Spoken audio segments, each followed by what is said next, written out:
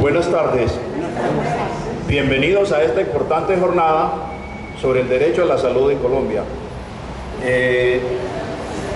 Son invitados cordialmente por parte de la Mesa por el Derecho a la Salud de Envigado, quien ha programado esta importante conferencia. Yo soy Carlos Argiro Arias Oquendo, pensionado del Ministerio de Educación. Soy el secretario de la Mesa por el Derecho a la Salud de Envigado y soy veedor en salud en la parte de aseguramiento. A continuación, el doctor Germán Reyes Forero va a tomar la palabra para informarnos sobre este importante tema de la salud en Colombia. Gracias a Dios tenemos un día muy acertado, porque hoy es el Día Universal de la Salud, donde todos los colombianos tenemos el deber, el derecho y el privilegio de conocer algo adicional sobre lo que es normatividades, todas las legislaciones actuales, que en alguito nos sirven y que otras no sirven para nada, pero con más propiedad el doctor Germán Reyes Forero, experto en el tema, nos va a aportar sus conocimientos.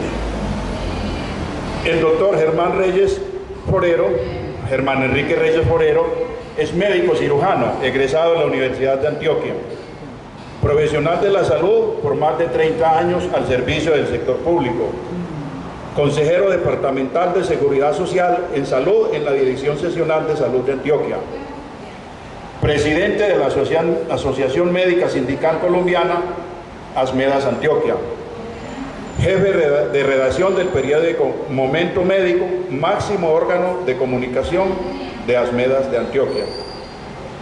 Durante su trayectoria profesional ha participado como conferencista en múltiples eventos sobre salud y seguridad social. Ha sido propulsor y ponente del proyecto de ley 130 del 2006 que proponía reformas de fondo al actual sistema de seguridad social en Colombia. Quiero informar adicionalmente que la Mesa por el Derecho a la Salud de Envigado se propone constituir, crear, con el apoyo de la Personería Municipal, veedurías en salud en las diferentes áreas, con el fin de que de alguna manera, unida y organizada, tratemos de conseguir un mejor servicio a nuestros derechos de salud, sea contributivo o subsidiada, que todos tenemos falencias en la prestación de ese servicio que estamos recibiendo. Entonces, con la ayuda de la ciudadanía, estamos trabajando con ese propósito: sacar adelante la Mesa por el Derecho a la Salud, constituir las veedurías y trabajar mancomunadamente por el mejoramiento de nuestros servicios de salud. ¿Y quiénes conforman la mesa, por favor? La Mesa de la Salud, la Mesa por el Derecho a la Salud de Envigado, la conformamos don Francisco Duque, quien está presente como presidente; secretario Carlos Argiro Arias, quien les habla; tesorero tenemos a don Carlos Alberto Toro, allá presente. Están los otros compañeros: Rubén Darío Acevedo, está don Horacio Espinal, está el compañero Jorge Humberto. De los que integran la veeduría. Sí, Jorge Humberto Vanegas. Jorge Humberto Vanegas, La doctora Francisco Betancur Ramírez y la doctora Piedad. y la doctora Piedad Morales. Entonces, para dar paso a esta jornada, doña Margarita, compañero Juan Esteban, Para servir. también está recién vinculado con la Mesa por el Derecho a la Salud de Envigado. Juan José Correa. Juan Esteban Correa. Fuerza lo acreditamos. Bueno, sin más preámbulos, creo que he explicado lo básico. Sí, exacto. Tiene la palabra a partir de este momento el doctor Germán Reyes Forero. Bienvenido, doctor. Bueno, muchas gracias Argiro, Carlos Argiro, cordobés. Cordobés, ¿cierto? Por avance por nacimiento y cordobés por adopción. Muy bien, bienvenido. Muchas caras conocidas. ¿Se está escuchando? Muy poquito todo. No, no sé la voz suya, pero no con... ¿Aló? No, Pero bueno, Ahí se escucha. no. ya está subiendo. Ahí sí. Ya. Bueno, muchas gracias por la invitación. Felicitaciones por la conformación de la mesa. Aquí hay viejos amigos. Está don Leonel, viejo combatiente por el derecho a la salud. Don Horacio, los identifico. Esteban, pues estaba en Medellín y me encuentro aquí en Envigado con él. La mamá de una gran amiga mía, de Clara Navarra, gran activista política que también está aquí presente, la compañera que trabajó con nosotros en el Seguro Social. No recuerdo el nombre. ¿Cómo? Mario Peñarroya. María Eugenia. Victoria Eugenia, es decir, hay una serie de personas aquí que han acompañado de tiempo atrás el tema de la lucha por el derecho a la salud, la defensa del seguro social, inicialmente cuando se da la gran pelea antes Me recuerdo. después de la reforma del 93, la liquidación del seguro social que nos tocó sufrirla, Leonel, con muchos extrabajadores de Rosellón, de Pureza, de Grulla, Todas las empresas. de todas las empresas que estaban aquí en Envigado y en Itagüí, ¿no? Su área de influencia. Pasó esa gran debacle y viene, digamos, otro ciclo, que es el ciclo del que yo voy a hablar. Es decir, aquí hoy hay otro momento histórico. Amén del tema de los acuerdos de La Habana, que es un momento histórico trascendente y supremamente importante y que hay que apoyar, viene el tema de que en cosas como salud se empiezan a dar otras situaciones diferentes a las que vivíamos. ¿Por qué digo yo que diferentes? Ha habido una puja durante todos los años de vigencia de la Ley 100 del 93.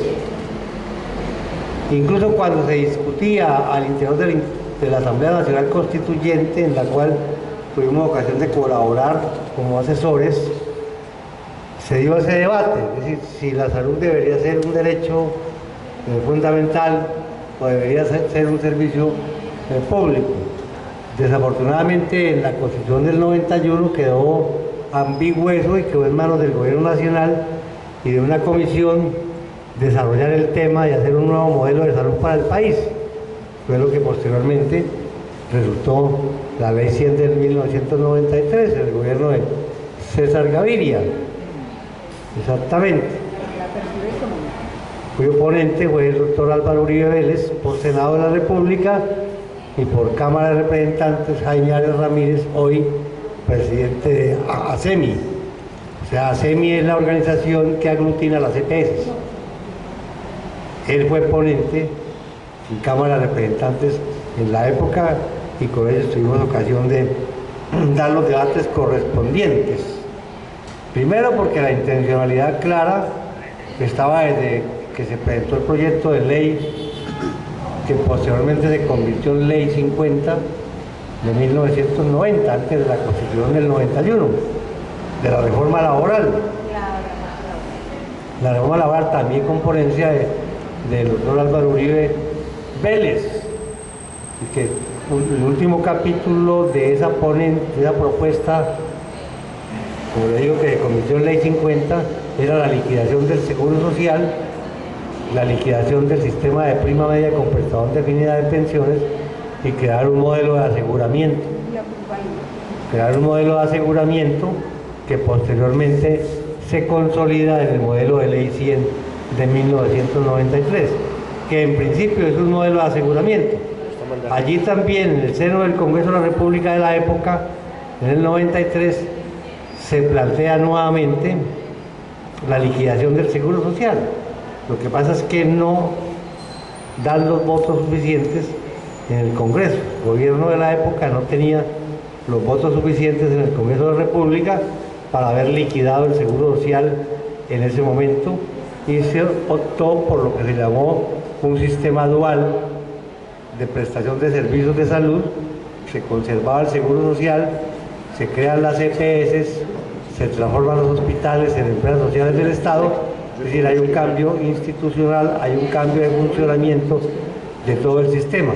Pero el Seguro Social permanece en la idea, lo decía Juan Luis Londoño de la Cuesta en la época, que no aguantaría la competencia, no aguantaría el mercado y pronto se liquidaría. O sea que hay una intencionalidad desde 1990, después del consenso de Washington, por mandato del Fondo Monetario Internacional y el Banco Mundial, de cambiar el sistema de los sistemas de seguridad social en el país, asumiendo el modelo chileno como ejemplo, no solamente en salud, sino en pensiones y en riesgos laborales. Y ese es el resultado, la ley 100 del 93. Insisto, no pueden hacer un modelo completo como querían, de aseguramiento, de privatización de todo el sistema de seguridad social en salud, y entonces optaron por el sistema dual. Se conservaba el Seguro Social, se conservaban los hospitales, aparecía un nuevo actor, digamos así, que se llamaron EPS, ARLs y lo demás, y a la vez el sistema de funcionamiento y de financiación de los hospitales cambiaría, ya no por un sistema de giro directo de recursos desde la nación, desde los municipios, desde los departamentos a los hospitales, sino que los hospitales tendrían que vivir de lo que nosotros denominamos la compraventa de servicios, de ir a través de contratos de compraventa de servicios con los aseguradores que se crean en la Ley 100 de 1993. Digamos que ese es en resumen, el tema legislativo. El movimiento social y fundamentalmente el movimiento sindical y particularmente el movimiento de trabajadores de la salud y en especial la Asociación Médica de Antioquia cuestionaron desde un comienzo el modelo de aseguramiento implementado en la Ley 100 del 93 y cuestionamos, como existen todos los documentos, la liquidación de la seguridad social pública y de los hospitales públicos, tanto del Seguro Social como de los hospitales públicos en general y de la Caja Nacional de Previsión en particular, responsable de la atención de los empleados públicos, y el Seguro Social encargado de los empleados, los trabajadores privados. Nosotros cuestionamos eso desde el comienzo, nos parecía que era un modelo supremamente agresivo, montado sobre la plataforma del negocio, sobre la intencionalidad del negocio, tanto en salud como en pensiones como en riesgos laborales.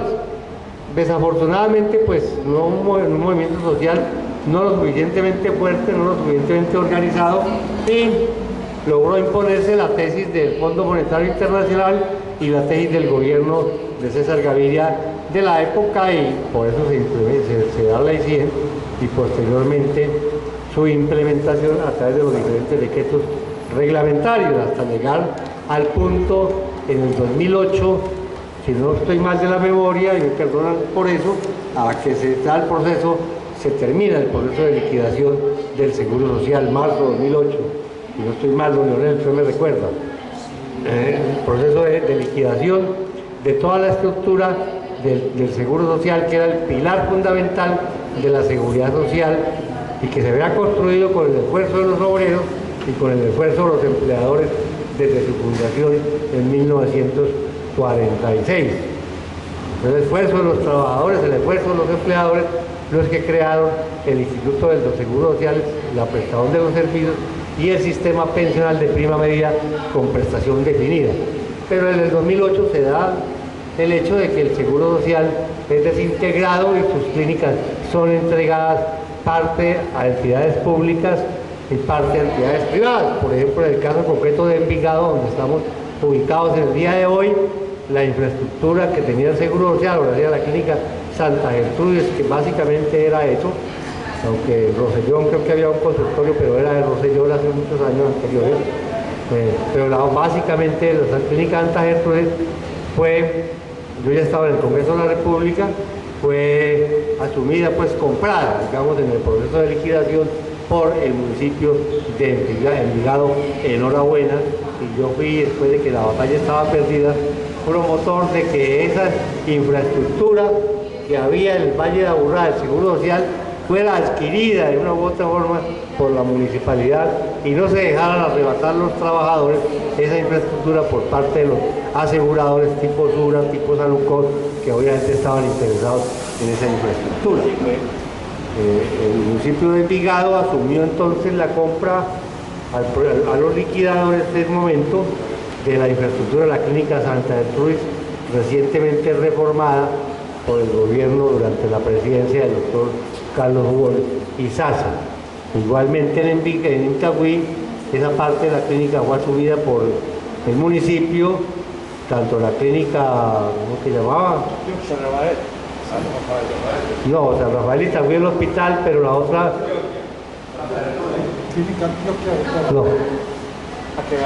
No, la clínica del Seguro Social, ¿cómo se llamaba? Santa María de Itagüí. La clínica Santa María de Itagüí y el CAP de Santa María. Eso lo asumió el municipio de Itagüí. Igualmente el CAP de Santa María, hoy abandonado completamente, está hecho desastroso. Yo hablé con uno de los alcaldes anteriores, con un secretario de salud, les dije que si no les daba pena, pues que ese inmueble, que es un inmueble valioso para la salud, estuviera completamente abandonado, pues prácticamente la indigencia en la que está ahí, no sé qué más hay ahí, está abandonado. Bueno, se da ese proceso y lo demás, pero mientras se da ese proceso, digamos, de transformación institucional, de terminar con el Seguro Social, muchos hospitales del país se empiezan a cerrar igualmente, o a cambiar su naturaleza jurídica de entidades públicas a entidades privadas, y las EPS empiezan a comprar parte de la infraestructura del país. Simultáneamente a ese proceso, pues hay todo un movimiento social, digamos, de reclamo de la ciudadanía, con base en un instrumento fundamental que crea la Constitución de 1991, y cuál es la tutela como instrumento jurídico de reclamación de derechos. Entonces la ciudadanía y nosotros empezamos a impulsar a todos los niveles, a pesar de las contradicciones, particularmente ASMEAS, pues empiezan a impulsar a todos los niveles la necesidad de que la ciudadanía haga uso del instrumento de la tutela como un instrumento de reclamación de derechos, y en este caso del derecho laboral como un derecho fundamental. Esa estrategia en su momento da resultados, y el sistema judicial colombiano empieza a fallar, digámoslo así, en el sentido de conceder la tutela, o sea, el amparo a los ciudadanos por el derecho a la salud. En términos generales, el aparato judicial responde, y en su gran mayoría, por no decir en la totalidad, de las tutelas que se interponen reclamando la prestación de los servicios e invocando a la salud como un derecho fundamental, lo conceden los jueces.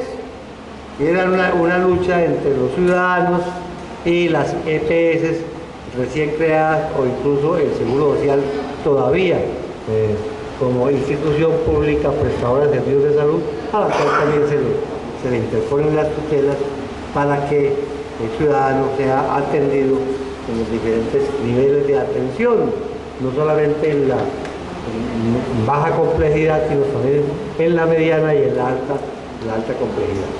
Es decir, ese instrumento que crea la Constitución del 91, un instrumento supremamente valioso, que los ciudadanos logran apropiarse, y Antioquia es líder en esa apropiación del instrumento de la tutela.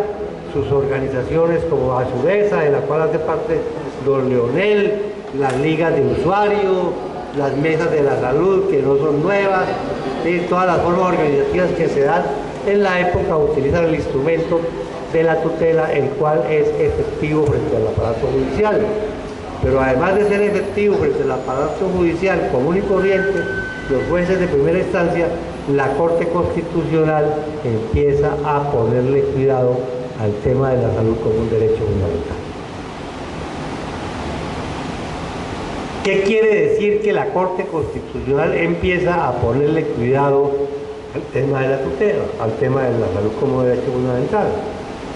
Que al interior de la Corte Constitucional Incluso desde temprano la Corte, con la presidencia del doctor Carlos Gaviria Díaz, magistrado emérito y presidente de la Corte Constitucional, se empiezan a producir los primeros fallos defendiendo la salud, no como un simple servicio público, como lo pueden ser los servicios públicos domiciliarios, sino como un derecho ciudadano, como un derecho ciudadano. Es decir, hay una confrontación histórica entre dos puntos de vista. El punto de vista que defienden los ciudadanos, se apropian del instrumento de la tutela, van a los jueces dicen sí tienen derecho, le conceden el amparo, pero eso llega a un debate mucho más lejos, que es el debate de la propia Corte Constitucional. Y esto es importante tenerlo en cuenta, porque hubo un comienzo, digamos, arremetidas contra la Corte Constitucional, incluso organizaciones de trabajadores mal informadas o sectores políticos democráticos del país mal informados empezaron también a hacer el juego a los aseguradores de las EPS contra la Corte Constitucional, que ya venía haciendo un ejercicio bien importante desde el punto de vista de la interpretación de la Constitución del 91 y de la defensa de la prestación de los servicios de salud como un derecho fundamental. Con base en eso, la Corte decide en el 2008, antes en el 2007, pero la sentencia la producen en el 2008, analizar de fondo el tema de las tutelas falladas la mayoría de las veces por los jueces de primera instancia a favor de los ciudadanos. Y entonces la Corte ya no ve el problema solamente como un problema muy focalizado, sino como un problema generalizado. Entonces la tutela se convirtió en un problema generalizado de reclamo de la ciudadanía, y la Corte entendió en su buen momento ese reclamo que estaba haciendo la ciudadanía, sobre todo contra las EPS, que eran las que tenían en ese momento y tienen todavía el mando del sistema de salud en el país. Y produce entonces la Corte un fallo trascendental, que yo creo que vale la pena que ustedes, que son juiciosos, estudiosos y que están preocupados por este tema, lo lean en su momento, o lo estudien en su momento, en los ratos libres. A veces las telenovelas son muy sabrosas, muy entretenidas, igualmente el fútbol y lo demás. A veces estos temas jurídicos son un poco complejos, pero vale la pena, sobre todo los considerandos, y lo resuelve de la sentencia 760 del 2008 de la Corte Constitucional. Esa sentencia 760 del 2008 de la Corte Constitucional, que también tuvo aplausos por parte de un sector de la ciudadanía, tuvo rechazo por parte del propio gobierno nacional, tuvo rechazo por parte de las EPS y rechazo por parte de algunos sectores de trabajadores que no veían allí nada distinto a lo que ya existía antes. Pero nosotros, en la lógica de entender un poco más a fondo el tema, acogimos, digamos, ese fallo de la sentencia 760 de la Corte Constitucional como un elemento clave y fundamental, porque allí se estaban planteando cosas que desde el movimiento social, desde el movimiento académico y desde el movimiento político habíamos estado pregonando, incluso antes de la Constitución del 91, en cabeza aquí de nuestro gran amigo, colega y compañero de discusión, el doctor Héctor Abad Gómez, Leonardo Betancourt y otros grandes líderes de la salud pública del departamento de Antioquia, antes de todo este debate. Esto no es nuevo. Y entonces la Corte empieza a coger una serie de tesis nuestras de la época y de esos eminentes académicos en el sentido de establecer con toda claridad y con toda precisión que la prestación de los servicios de salud era un derecho humano fundamental. Eso lo acoge la sentencia 760 de la Corte Constitucional y es un giro fundamental. Pero además hay otros temas que acoge la Corte Constitucional en ese momento, cuestiona la intermediación financiera, de la cual hablaremos ahora, y que será la otra fase, digamos, en el debate público en que estamos en este momento, el tema de la intermediación financiera y el tema de intermediación laboral en el caso de los trabajadores, porque todo el mundo habla del derecho de los ciudadanos, del derecho a la salud, a la prestación de los servicios de salud, pero nadie se hace la pregunta reflexiva con toda seriedad de que entonces, oiga, ¿y quiénes son los que prestan el servicio? Resulta que el servicio lo prestan los trabajadores, los médicos, las enfermeras, y están abandonados a su libre albedrío, y entonces cada uno quiere que le presten un buen servicio, pero se olvidan que hay otros grupos de profesionales y de trabajadores que tienen derechos y no solamente deberes frente a los pacientes. Hoy están en una situación de incertidumbre desde el punto de vista laboral, en los fenómenos de tercerización que en el caso concreto nuestro hemos denunciado a profundidad. Entonces, volviendo al tema inicial, sentencia 760 de la Corte Constitucional, mediante el cual se establece que la salud es un derecho fundamental y además se establece una serie de mecanismos como el mecanismo de seguimiento del cumplimiento a una sentencia. Es de las primeras veces, la segunda vez, que la Corte Constitucional no solamente dicta sentencia jurisprudencial a favor de un derecho ciudadano, sino que además establece mecanismos de control y seguimiento para el cumplimiento de ese derecho. Ya lo había hecho anteriormente la Corte Constitucional, creo que en el 2008 también, con la sentencia 215, o si no me falla la memoria, en el sentido de los desplazados. Es decir, que los desplazados en este país, había allí una situación digamos, de desorden constitucional, que le estaban violando todos los derechos. Entonces también falla a favor de los desplazados, que se le están violando todos los derechos ciudadanos, y que por lo tanto debe crear una comisión de seguimiento para que en las instituciones encargadas de responder por la situación de los desplazados realmente lo hagan. Esas comisiones de seguimiento, tanto de los desplazados como en el tema de la prestación de los servicios de salud, pues está compuesta por el movimiento social, por los sindicatos, por la academia, allí está todo el mundo, y conminan al gobierno también en fallos concretos. El último, por ejemplo, es el del Chocó, y ahorita hay uno reciente de la Guajira, igualmente, donde se le dice al gobierno nacional que son responsables de la violación de derechos humanos fundamentales, en este caso concreto, como el derecho a la salud. E invitan a la Procuraduría que ponga las pilas, a la Contraloría que intervenga, a la Fiscalía que en los casos de corrupción también intervenga. O sea que la Corte Constitucional desde el 2008 está jugando un papel protagónico supremamente importante en el tema de la defensa de los derechos, y en este caso el tema del derecho a la salud de los colombianos.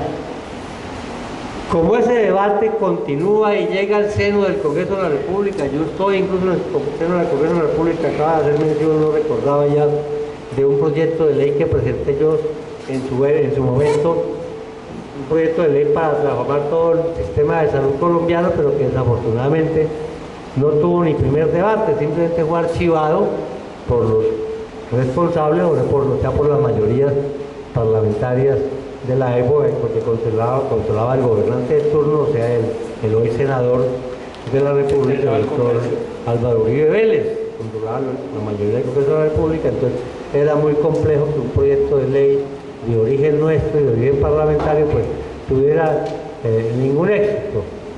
Sin embargo, el debate público por el derecho a la salud continúa en el país, y el gobierno de Santos decide aceptar la tesis nuestra de que es necesario hacer una ley estatutaria. Es decir, hacer una ley estatutaria. El gobierno insistía en que solamente con una ley ordinaria se da el debate al interior del Congreso de la República, el debate académico, y se acuerda, digámoslo así, por parte de la Gran Junta Médica Nacional, el Gobierno Nacional, algunas organizaciones sindicales, presentar entonces un proyecto de ley estatutaria. Ya nosotros, desde la academia, habíamos presentado un proyecto a nivel de una organización que se llamaba Alianza Nacional por la Salud, ANSA, la ANSA. Entonces ya se había desarrollado otro proyecto que tampoco tuvo éxito posterior a mi ejercicio parlamentario al interior del Congreso de la República. Pero el gobierno de Santos decía aceptar el reto, digámoslo así, de hacer una nueva ley estatutaria en salud. El ministro de Salud de la época, el doctor Alejandro Gaviria, hoy que continúa el cargo de ministro de Salud, pues aceptó el reto, simplemente que él creyó que la ley que había sacado, que él tenía un proyecto de ley también en el seno del Congreso, era la que iba a triunfar. Resulta que el proyecto de ley del gobierno nacional fue derrotado en las calles por el gran movimiento social de la época, después de la emergencia social que se da finalizando el gobierno del doctor Álvaro Uribe Vélez. Ustedes recuerdan muy bien la emergencia social en salud, que provocó un gran movimiento ciudadano que llevó obviamente a que la emergencia social se hundiera y que la Corte Constitucional nos diera la razón. Entonces, el Congreso de la República acepta la discusión de un proyecto de ley estatutaria en salud necesario, recogiendo los principios ya, como les dije, de algunas sentencias de la Corte Constitucional, en este caso la sentencia 760 del 2008, de la cual hemos venido haciendo algunos comentarios. Finalmente es aprobada la ley estatutaria de salud en el seno del Congreso de la República, 2013, junio 2013, por tratarse de una ley estatutaria, ustedes pueden entenderlo. No me voy a detener en eso porque son aspectos de orden legislativo, pero en el caso de las leyes estatutarias o las leyes que comprometan derechos, cosas de esas, la Corte Constitucional las debe revisar de oficio. ¿Qué significa de oficio? Significa que sin que haya ninguna demanda de por medio, ningún reclamo ciudadano, la Corte debe revisarlas de oficio, obligatorias. En este caso, la ley estatutaria de salud que sale del Congreso de la República es de obligatoria revisión por parte de la Corte Constitucional. Y efectivamente la Corte Constitucional revisa la ley estatutaria que aprueba el Congreso de la República en su momento y se demora 20 meses analizando la ley estatutaria en salud.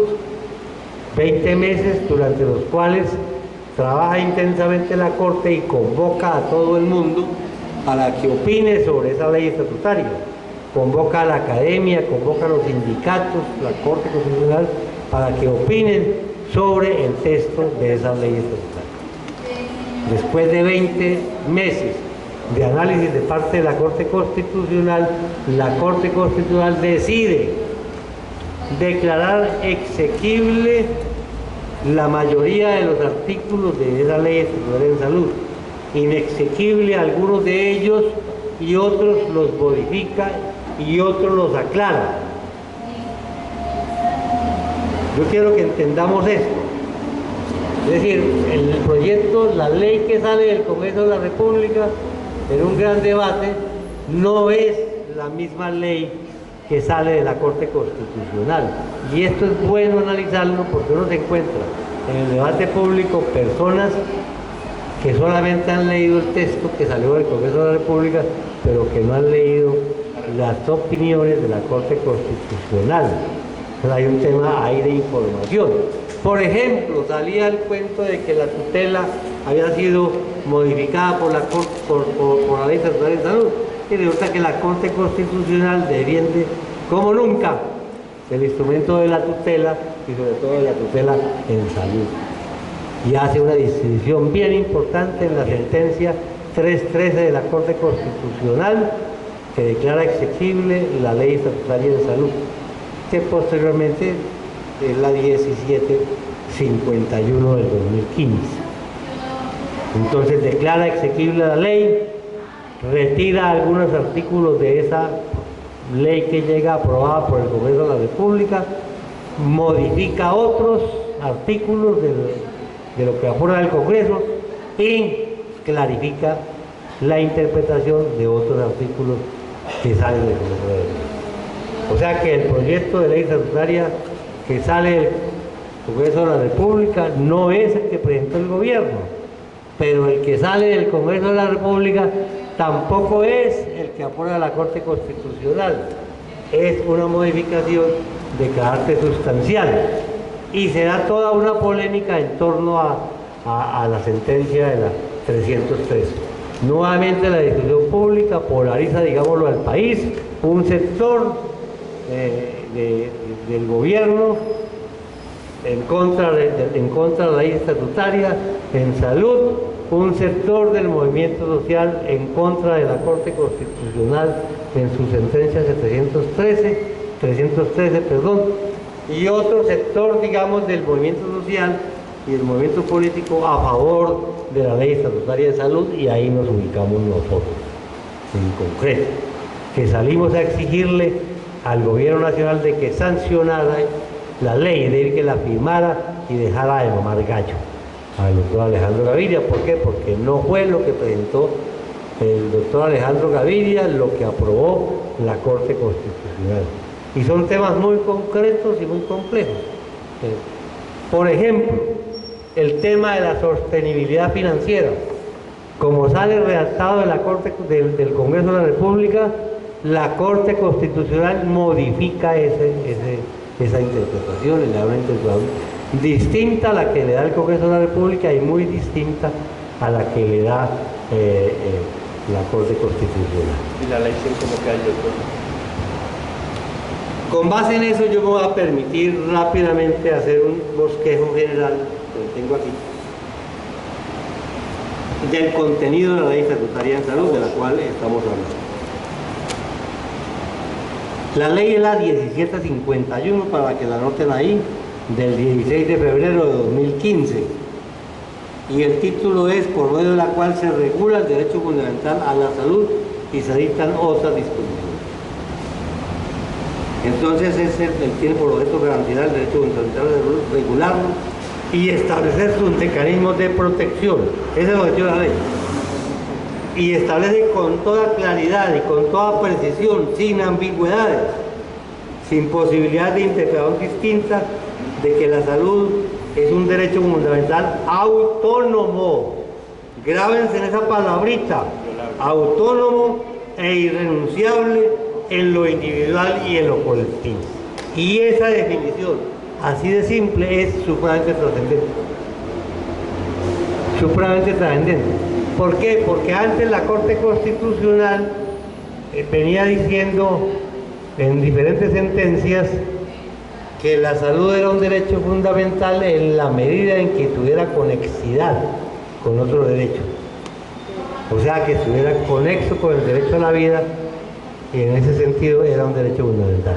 Aquí dice con toda claridad esta expresión que es autónomo, que es irrenunciable en lo individual y en lo colectivo.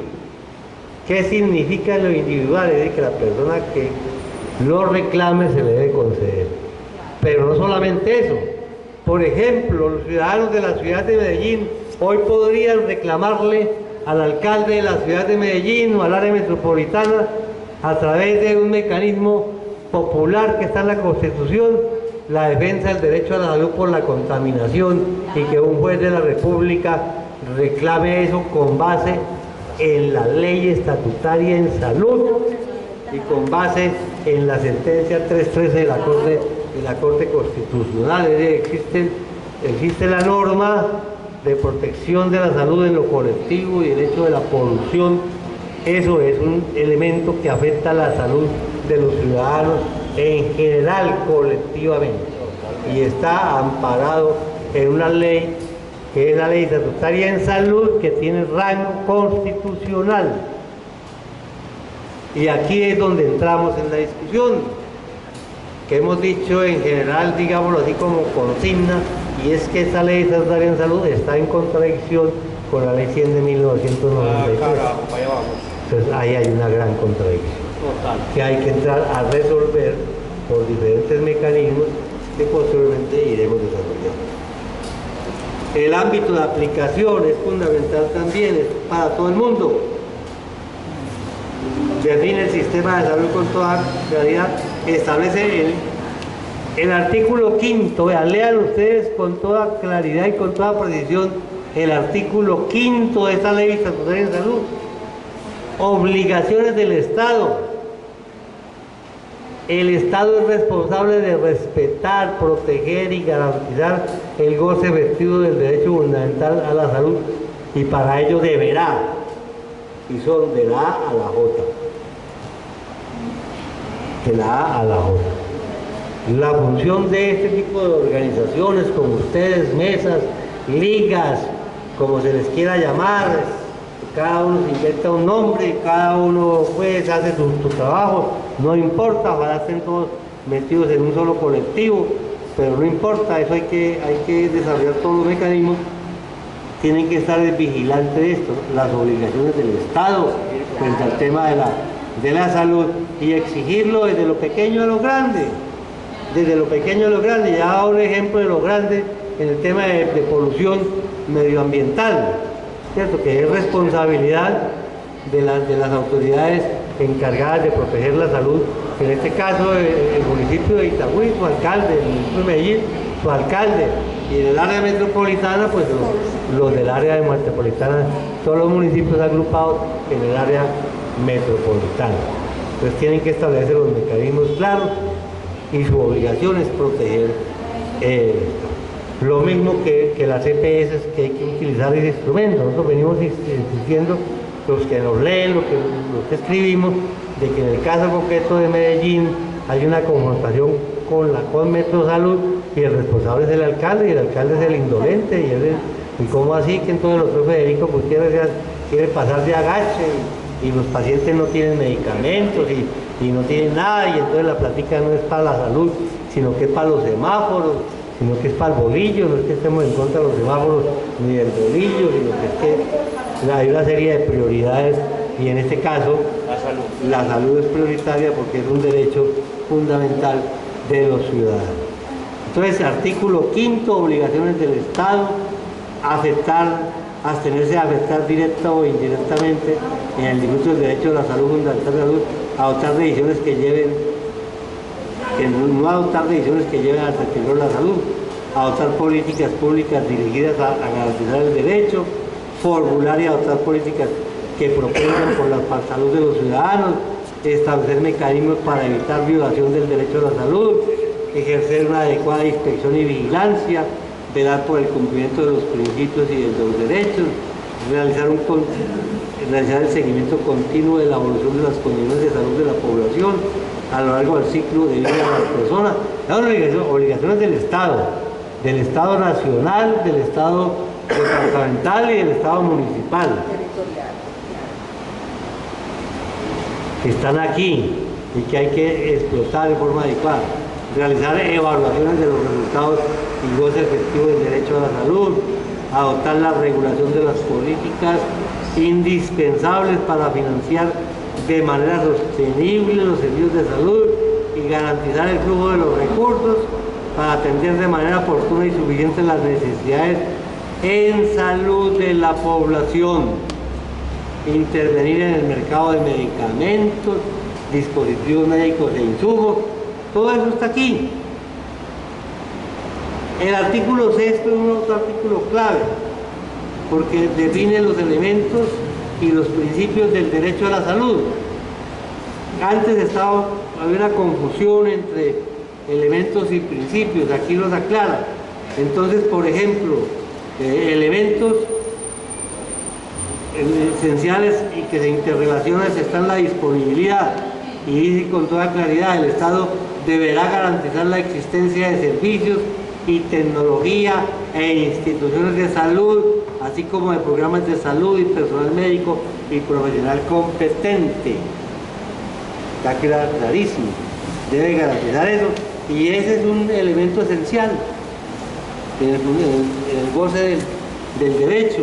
Aceptabilidad, debe ser respetuosos todos deben ser respetuosos de la ética médica, que posteriormente hay un artículo que la defiende, de la autonomía en el ejercicio profesional, de la autonomía en las decisiones médicas, y el gobierno debe, respetar eso, y no solamente el gobierno, sino todas las instituciones.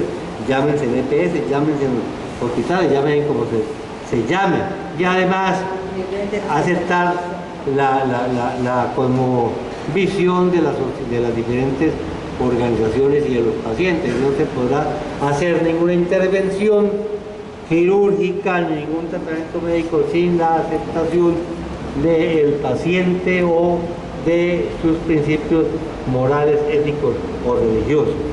El tema de la accesibilidad, ¿qué es accesibilidad? La posibilidad de acceder con facilidad a un servicio sin las trabas de orden burocrático que impiden el goce efectivo del derecho a la salud. Hoy muchas cosas son de accesibilidad, que la fórmula, que el chulo, y aquí no lo despachan, sino que esa vaina la despachan en el otro lado, en el otro extremo de la ciudad, con diferentes problemas para los pacientes que no se pueden movilizar. Son todas barreras de acceso para el goce efectivo del derecho a la salud, que ustedes lo narran todos los días y todos los días lo viven en el quehacer cotidiano del ejercicio de la vida ciudadana.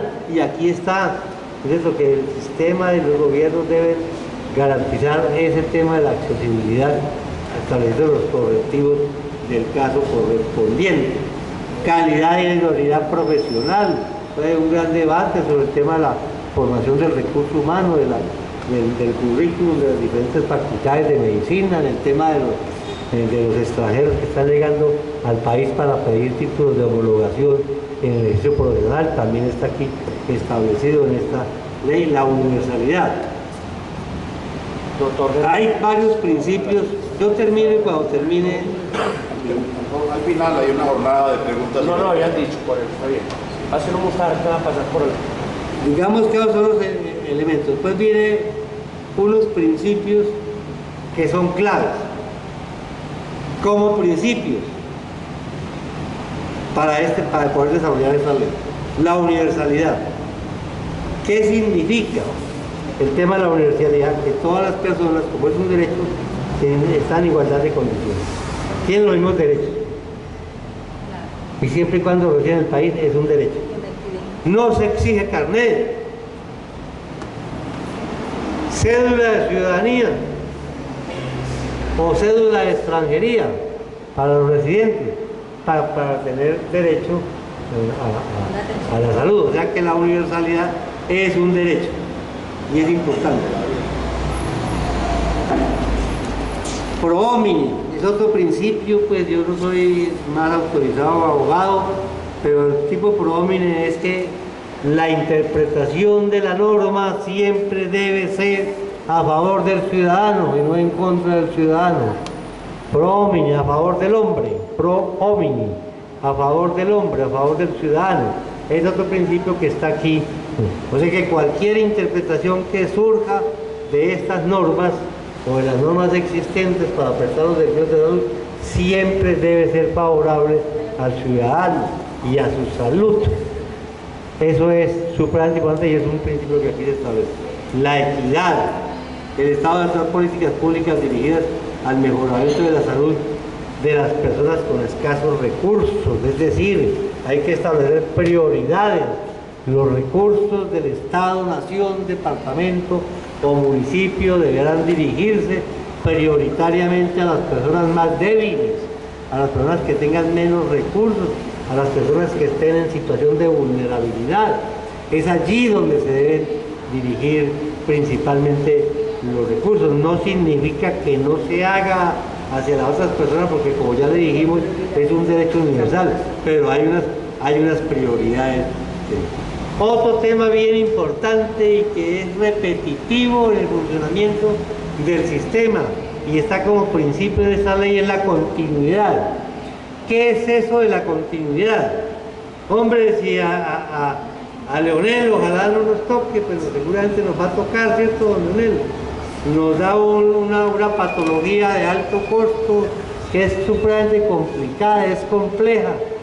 Hay unos medicamentos que son supremamente costosos o hay unas intervenciones que son supremamente complejas y resulta que el hombre Leonel consiguió que el juez le diera y le amparara su derecho y ordenara a la EPS darle todo lo que necesitaba, pero resulta que cambió de EPS, la EPS la liquidaron y don Leonel quedó como que sin saber qué hacer. Y entonces interrumpió el tratamiento no por su propia voluntad, sino por la voluntad del otro, que debe ser vigilado por el Estado, o sea, por la EPS, que dejó de darle el tratamiento. Resulta que eso es un principio de la ley estatutaria en salud, la continuidad en la prestación del servicio de salud. No hay razón, no hay justificación para interrumpirlo. Y el que lo interrumpa está violando el derecho fundamental a la salud. De eso se trata. De eso se trata esta historia. Entonces, esa continuidad es otro principio aquí establecido con toda claridad. La oportunidad. Dice que debe establecer con toda claridad y no dar dilaciones a la provisión de los recursos de salud, no, que no hay, que no ha llegado al país, que viene por Buenaventura, que llegó a Tubaco, pero que el paro camionero promovido por no sé quién o si sé cuándo, entonces retuvo las tractomulas y no pudieron pasar los medicamentos de Buenaventura a Medellín, lo demás. Ese es el Estado ha debido establecer mecanismos para que eso suceda y no sucediera y no se quedaran los medicamentos allí atrancados y se pudieran proveer en forma adecuada.